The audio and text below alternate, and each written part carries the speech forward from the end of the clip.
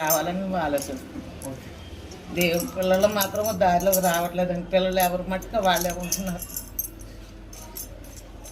ఆ పిల్లడు మా హైదరాబాద్ వెళ్ళిపోయాడు, ఈ పిల్లలు మీకు వెళ్ళిపోయారు. మా పిల్లల వల్ల మాకు సుఖం లేకుండా అయిపోయింది. ఆ దేవుడు మమ్మల్ని కరుణించాడని నేను ప్రార్థన పెట్టుకున్నానండి.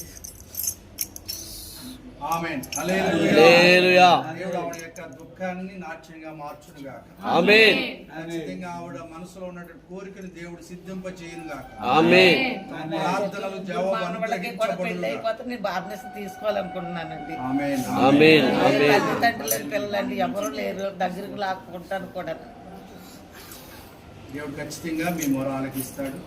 రాత్రికాల సమయంలో మీరు ఎంతైతే బాధపడుతున్నారో దానికి తగ్గట్టుగా దేవుడు సంతోషాన్ని అనుగ్రహించే దేవుడు కాబట్టి మరి ఆయన సన్నిధిలో సంతోషం, సంపూర్ణ సంతోషం. ఆయన సన్నిధిలో సంపూర్ణ సంతోషం ఉంది కాబట్టి ఆయన సన్నిధిలో ఒక మీరు కన్నీటి బొట్టు విడిచినా అది గుడిలో దాచబడింది.